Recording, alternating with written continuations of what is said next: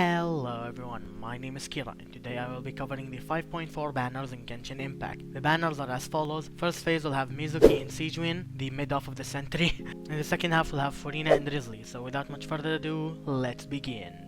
Before I cover the units and details, I would like to give the usual warning. This video covers characters from an objective standpoint. If you like a character more than the others, just go for them. This game is very easy and can be cleared pretty much by anyone, so please don't feel pressured to pull. Back to the video. Starting off with a new character, Yumi Mizuki, John Johnson ass name.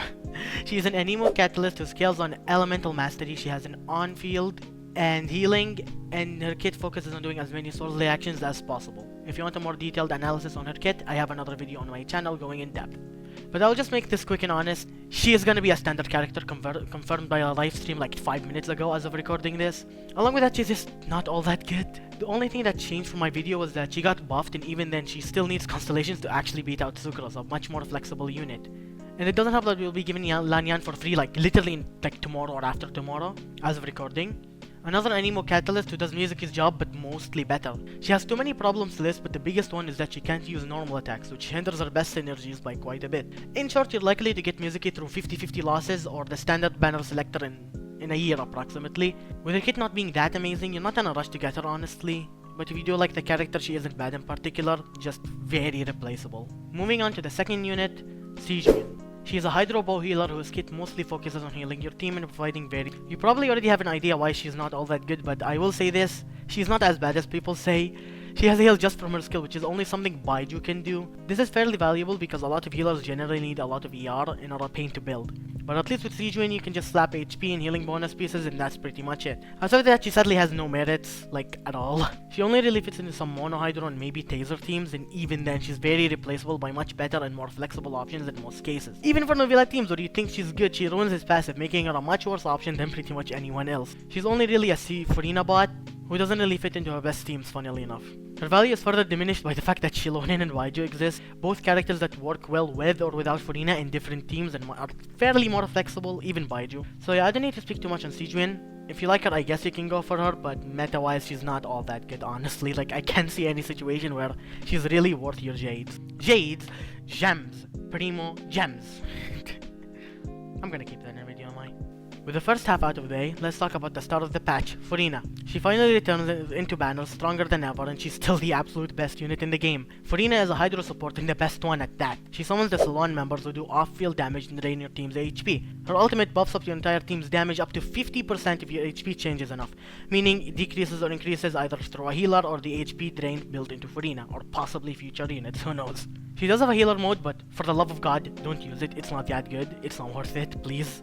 I don't think I need to speak why her kit is absolutely insane. 50% damage increase for what's basically free for most teams is just amazing. On top of that, Furina has the highest off-field damage, or one of the highest off-field damage, even without reactions. Glazing aside, she does have a couple of problems regarding her energy needs outside of Novilla, which makes building her a little annoying without an energy weapon or sands, which does handicap her damage slightly, but again, she's still an amazing unit despite that. I know I'm gassing her up, but she's just amazing. Don't feel pressure to pull for her though if you don't like her somehow.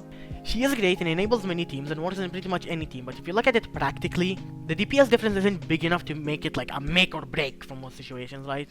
She's by no means a necessary pull to clear content, but meta-wise she's the best unit in the game, and with this lineup being particularly mediocre for once, it's a good chance to pick her up or her cons. I will go more in depth later. Last but not least, the long-awaited Duke Wriothesley, a Cryo Catalyst main DPS who mostly focuses on an HP mate. A Cryo Catalyst main DPS who focuses on his HP manipulation mechanic. He's actually quite underrated in my eyes, and despite not being a top tier DPS, he's actually fairly competitive and does a lot of damage. A lot of us have been waiting on Wriothesley since his debut over a year ago, and I must say, even nowadays you would never regret pulling him. He has a unique playstyle and team nobody relevant has, that being Reverse Melt. Along with that, he has no major gameplay issues. His only big problem is people gassing up his C1 as if it's a game changer, but it's really not. Just makes him easier to pilot and do more damage, which is valuable, but it doesn't mean that Wriothesley can't function at Z0. So don't get tricked by those people. He is amazing and perfectly functional, and performs amazing at C0.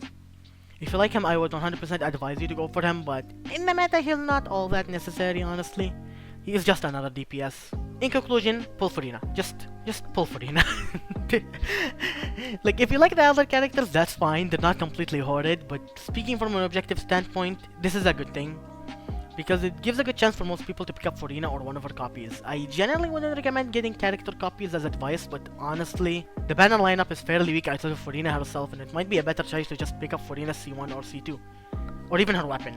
That being said, it could be worth waiting for the 5.5 livestream first before deciding whether to pick up Furina's constellations or not. Who are you gonna pull for? Tell me in the comments. If this video is entertaining or informative, please like and subscribe. I'm a small content creator and appreciate any support. Have a good day or night wherever you are, and bye.